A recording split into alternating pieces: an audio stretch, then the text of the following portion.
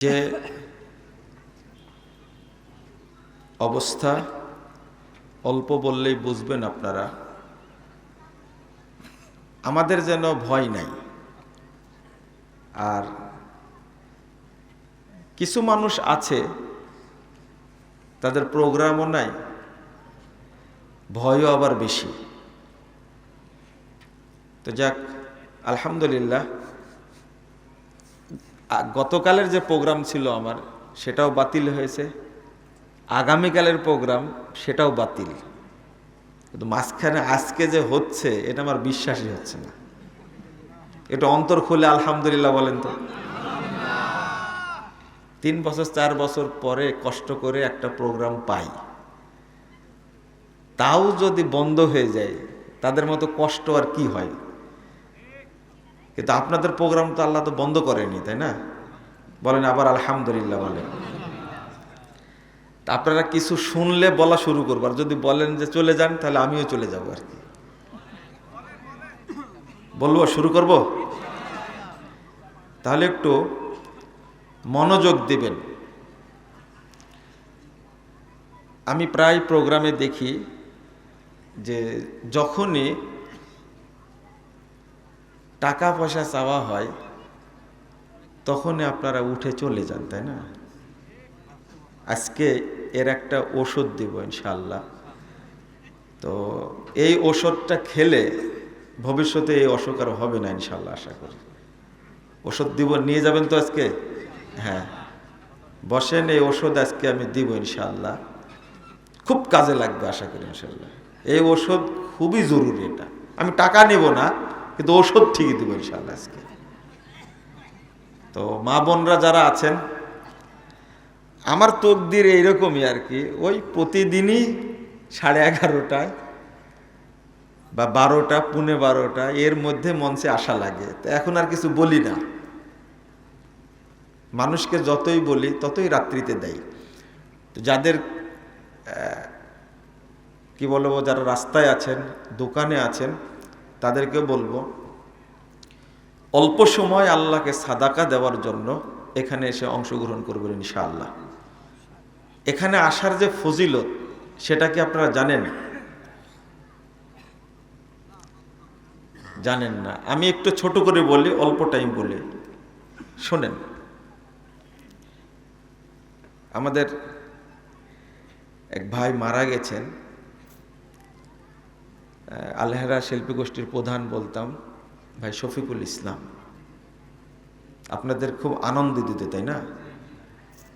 একটু অন্তর খুলে দোয়া করি আল্লাহ যেন তাকে জান্নাতুল ফেরদাউস দান করেন। আমিন। আমাকে খুব ভালোবাসতেন, ওনার কাজই ছিল আমাকে খেপিয়ে দেওয়া। হ্যাঁ, সর্বশেষ যে তার আমি গানটা শুনেছিলাম, এটা দামনাস আছে না আপনার? দামনাস আপনি ওই প্রোগ্রামে ছিলেন কিনা জানি না।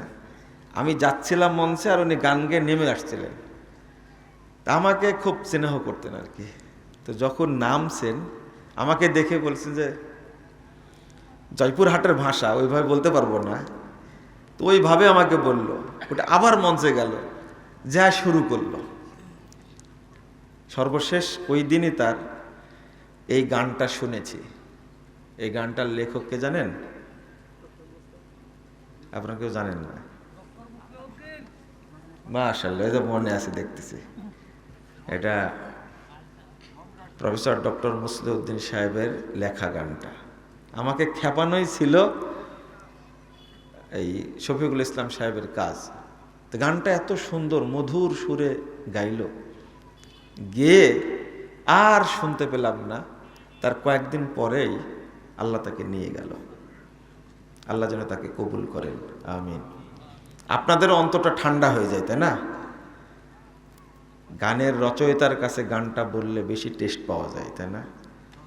রচয়িতা আর পাওয়া যায় না। এটা কালের ইতিহাস। তো আপনারা গানটা শুনলেন, খুব ভালো লাগলো, তাই না? এই যে দাওয়াত, যেটা এই দাওয়াতটা আল্লাহর কাছে এত গুরুত্বপূর্ণ, আপনারা জানেন না। জানলে এই মিসটা কেউ করতো না। আল্লাহ রাব্বুল আলামিন বলছেন, এই উপস্থিত যারা বসে আছেন তাদেরকে লক্ষ্য করে আল্লাহ বলছেন, হাদিসে আসছে 1556 নম্বর হাদিস, তাবরানী আওসাতের মধ্যে এসেছে, মা জালাসা কওমুন ইয়াযকুরুন আল্লাহ ইল্লা নাদাহুম মুনাদিম মিনাস সামা।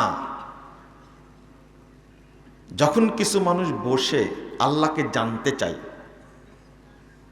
দিন শিখতে চায়, তখন আল্লাহ সরাসরি আরশ থেকে তাদেরকে ডাক দেন, কুমু মাগফুর আল্লাকুম, তোমরা এখন চলে যাও, তোমাদের সবাইকে ক্ষমা করে দেওয়া হয়েছে। আল্লাহ আরেকটি কথা বলেন, ওয়াবাদদালতু সাইয়্যাতিকুম হাসানাত, তোমাদের যত পাপ ছিল আমি আল্লাহ সমস্ত পাপকে নেকি দ্বারা পরিবর্তন করে দিয়েছি। সহিহ মুসলিম এসেছে 2689 নম্বর হাদিস, সহিহ মুসলিম এসেছে, রাসূলুল্লাহ সাল্লাল্লাহু আলাইহি ওয়াসাল্লাম বলছেন, আল্লাহ ফেরেশতাদেরকে ডেকে বলেন, ইশহাদু আন্নী কদ গাফারতু লাহুম, তোমরা সাক্ষী থাকো, বৈঠকে উপস্থিত, মাজলিসে উপস্থিত সমস্ত মানুষকে আমি ক্ষমা করে দিলাম। তাহলে দুইটা কথা আসলো, আল্লাহ বলেন আমি ক্ষমা করে দিলাম এবং তোমাদের পাপগুলো নেকি দ্বারা পরিবর্তন করে দিলাম। 3 নম্বর আল্লাহ বলেন, ওয়া আতাইতুহুম মা সালু, এই মাজলিসে এসে তারা আমার কাছে যা চেয়েছে আমি সেটা নগদ দিয়ে দিলাম। তাহলে এই ধরনের মাজলিসে আসলে সরাসরি আল্লাহ দোয়া নগদ কবুল করেন, বাকি রাখেন না। কি চেয়েছেন আল্লাহর কাছে এসে? কি চেয়েছেন? কিছু চাননি। কেউ বাদাম খাইছেন, কেউ তাকায় আছেন আমার দিকে, কিন্তু এই জায়গায় এসে আমি কিন্তু একটা দোয়া করেছি না? ভুলে গেছেন কি দোয়া করলাম বলেন তো দেখি। আমি বলেছি, যারা আয়োজন করেছে এবং যারা আজকের মাজলিসে নারী পুরুষ অংশগ্রহণ করেছে, আল্লাহ তুমি আমাদের সকলকে জান্নাতুল ফেরদাউসের মেহমান হিসাবে কবুল করে নাও। এটা চাইনি? আপনি কি চেয়েছেন? আপনার বলার দরকার ছিল, অন্তত এটা বলার দরকার ছিল, আল্লাহ আমার আব্বা আম্মা মারা গেছে, তুমি আব্বা আম্মাকে মাফ করে দাও আর তাদেরকে জান্নাতুল ফেরদাউসে রাখো। বলেছেন? ওই যে ওখানে গল্প করছে কেন? দয়া করে কেউ কথা বলবেন না, আর যারা আছেন তারা বসবেন। এখন তো দোকানে থাকার দরকার নাই, রাত 12টা বাজতে যাচ্ছে, আপনি জিলাপি খেতে যাবেন কেন? তো উচিত ছিল, আপনি অসুস্থ, আপনার ওয়াইফ অসুস্থ, আপনি ঋণগ্রস্ত, আপনি বলবেন আল্লাহ তুমি আমার ঋণগুলো পরিশোধ করে দাও। তাহলে এখানে আসলে নগদ দোয়া কবুল হয়, এটা আপনার জানাই ছিল না? জানা ছিল? সালাতে এমন কোনো দোয়া নাই যে আল্লাহ বলছেন যে তুমি চাইলে আমি দিলাম। দেখেন আলেমরা বসে আছেন এখানে, জিজ্ঞেস করেন, সালাতের মধ্যে এমন কোনো দোয়া নাই যে আল্লাহ বলছেন তুমি চেয়েছো আমি দিলাম, এই কথা নাই।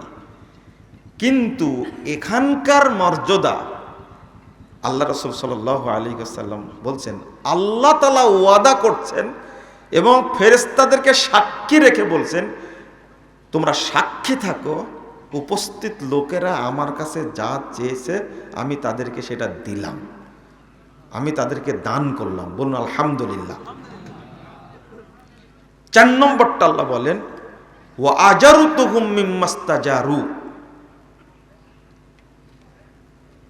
আর তারা যে পরিশ্রম করে এখানে এসেছে, এই যে সময়টা ব্যয় করছে, যে কষ্টটা করছে, এর কারণে আমি তাদেরকে আমলনামা ভর্তি করে নেকি দান করলাম।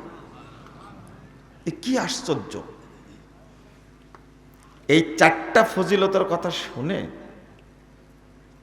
ফজিলতের কথা শুনে ফেরেশতারা বলে, ইয়াকুলুনা ইয়া রব্বি ফীহিম ফুলানুন আবদুন খাত্তা ইন্নামা মাররা ফাজালাসা মাআহুম। আল্লাহ, ওই লোকটা ছাড়া এই লোকটা আপনার দিন শিখতে আসেনি, এসেছিল সে নিজের কাজে, এই রাস্তা দিয়ে যাচ্ছিল, লোকগুলো দেখে ও বসে পড়েছে এখানে, ও আপনার দিন শিখতে আসেনি। এই ফজিলত শুনে ফেরেশতার সহ্য, আপনাকে বুঝলেন কথাটা? নাহলে অভিযোগ দিবে কেন? এই রকম ফজিলত শুনে ফেরেশতারাও লোড নিতে পারছে না, প্রেশার নিতে পারছে না। এ কি কথা! মাজলিসে আসলো, পাপ ক্ষমাও হলো, সব পাপগুলোকে নেকি দ্বারা পরিবর্তন করেও দিল, আবার বলছে যা চেয়েছে তাই দিয়ে দিলাম, আবার বলছে নেকি আমলনামা ভর্তি করে পারিশ্রমিক দিয়ে দিলাম। তখন বলছে আল্লাহ, ওই লোকটা না, কিন্তু এমনি আসছে ও। অভিযোগ শুনে আল্লাহ বলছেন ওয়ালাহু গাফারতু, আমি ওকেও মাফ করে দিলাম।